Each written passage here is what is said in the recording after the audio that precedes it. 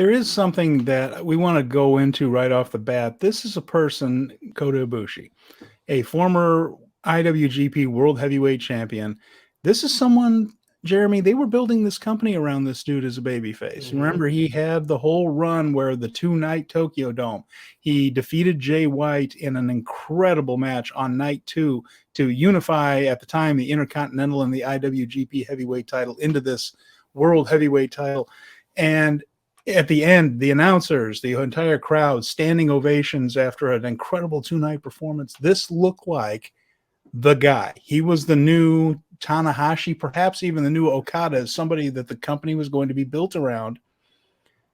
He gets injured in the finals of the G1 in 2021, blows out his shoulder in the match against Kazuchika Okada. A match, now we now know that Okada was eventually going to win anyway, which would involve some kind of eventual chase by Ibushi for that title again. Has not wrestled since. Apparently has had a very difficult recovery from the shoulder injury, and in that time, this relationship with New Japan that looked like it was on rock solid ground for a while has completely disintegrated. It does not sound at this point in time like he's coming back at all. Contract's up, apparently a free agent in 2023. He's made a couple of comments, not one of them involved New Japan Pro Wrestling. Jeremy, what happened? What do you think went wrong here? He very much likes to represent himself as honestly, as truthfully as possible. And when he got injured and New Japan began to advertise him for events that he knew that he wasn't going to be able to participate in, namely the New Japan Cup in March, and then I believe that there was some talk about having him at the G1, but that was a whole other mess that led to all sorts of people being punished with docked pay. Kind of a situation in New Japan corporate level that was almost unprecedented in terms of how it was outwardly explained and how everyone was dealt with, including permanent job reassignments for some people. The milk went bad on this one, and I just, like, when I read this and I saw all this, my question to you is he ever going to be an IWGP champion for New Japan ever again? Is that level of his involvement? Do you see him wrestling in New Japan ever again? Is he a part-timer? Is this relationship salvageable? Do you want it to be salvageable? What do you think? When the calendar turns to 2023, it will be the 40th year that I will have been a wrestling fan. I started watching wrestling in 1983. In that time, I have learned that you can never really say never. The only person I can even think of, and I'm sure there's more than this, but the only person I could think of who actually said, I'm retired and stayed retired and never wrestled again is Jack Briscoe. That's it. That's the list out of thousands of wrestlers. It seems like everybody eventually comes back. There have been hell frozen over moments, more than we can count. People that you never thought were going to come back to the WWE came back. The Ultimate Warrior came back. You thought that was never going to happen after some of the comments he made. There have been plenty of examples of this. And so I don't want to say never, but I don't think it's going to happen in 2023. Probably not 2024. It feels like something is going to have to change, and whether it's the people that are in charge of New Japan have to cycle their way through, and maybe Kota Ibushi deals with some people that weren't involved in whatever it is that went wrong.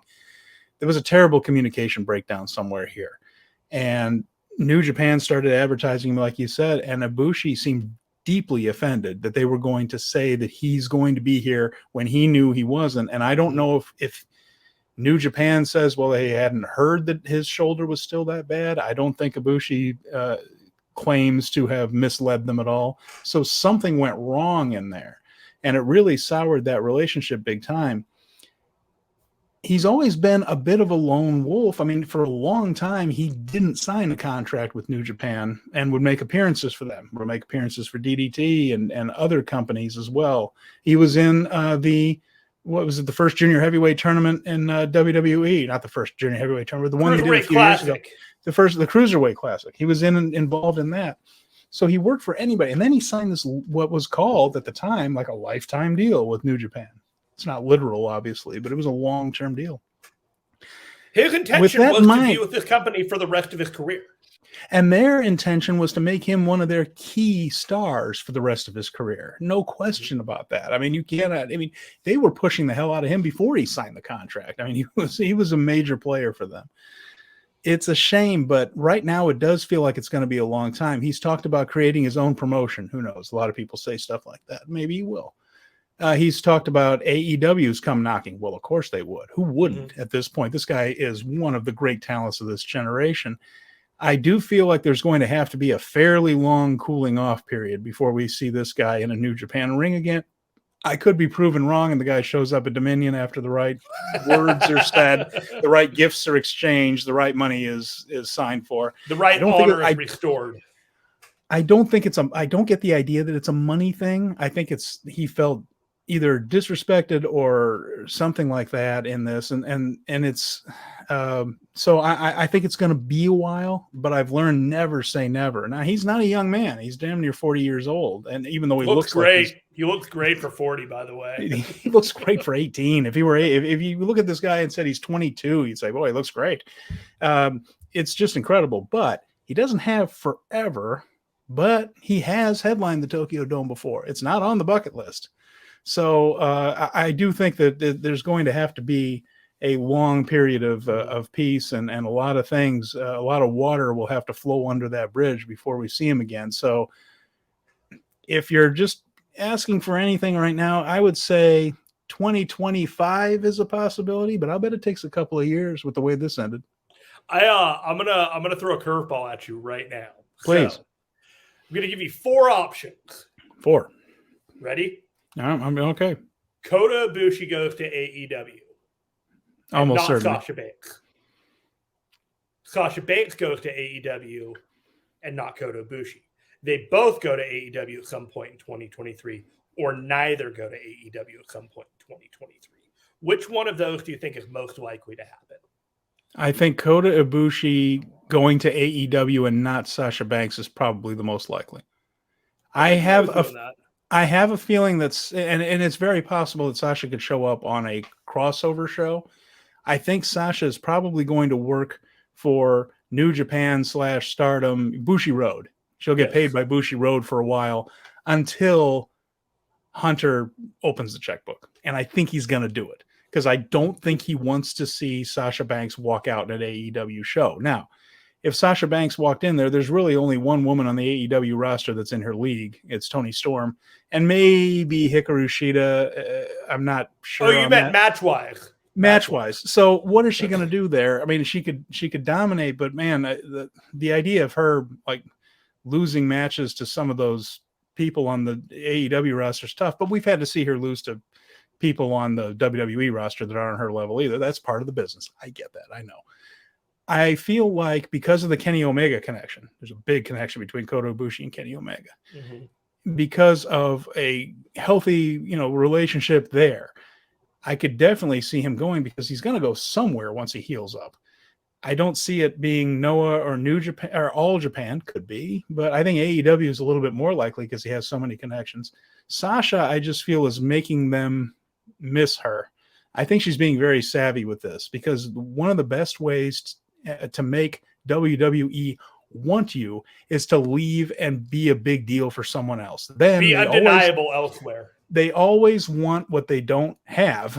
and when 100%. They have you, they're not terribly worried about it and they take you for granted. But then once you leave and go somewhere else, they're just like, hey, we want that, and so we're about to say we're with Jonah as we're talking about, Bronson Reed, right? Yeah. That's not apples and apples, but so I mean, WWE, I'm sure would love to have him. I think that he isn't doing this so much for the giant paychecks. I think Sasha wants to get paid. She should get paid as a major, major star and not one of the higher paid women. I think she wants to be up there in the stratosphere and she belongs there.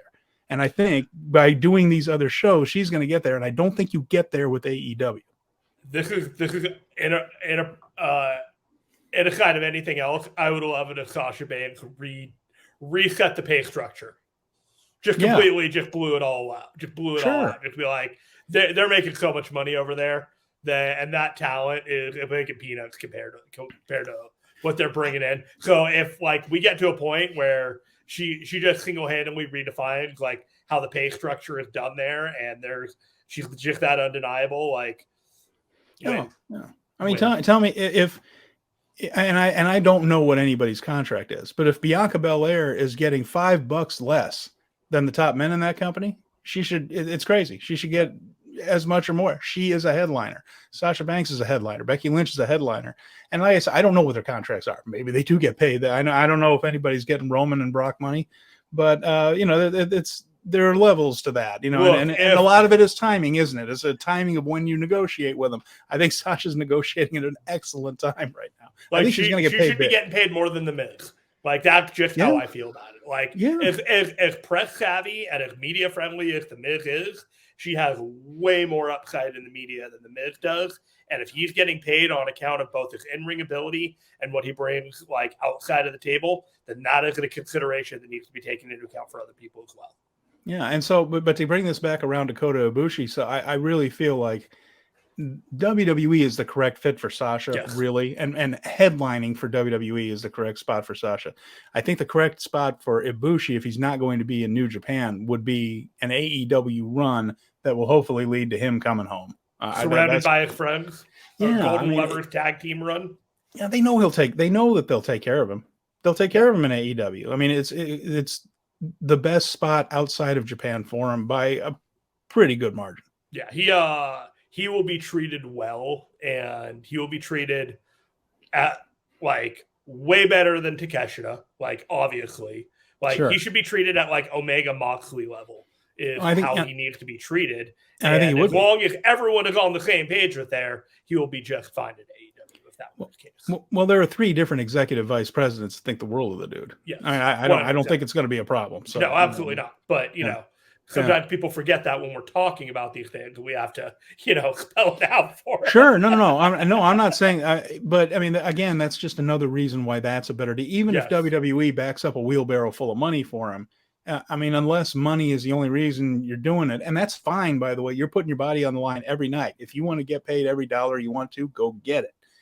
I don't get the idea that that's what's motivating Ibushi in this sense, which means AEW is the better fit. It is still an art form to him. This is still like a passion and a presentation and like an expression of himself in the ring. I do not believe that he would get that fulfillment in WWE, and fundamentally that's what it comes down to. Yeah, no, I think that's exactly right. I think that's a very good way of putting it there. So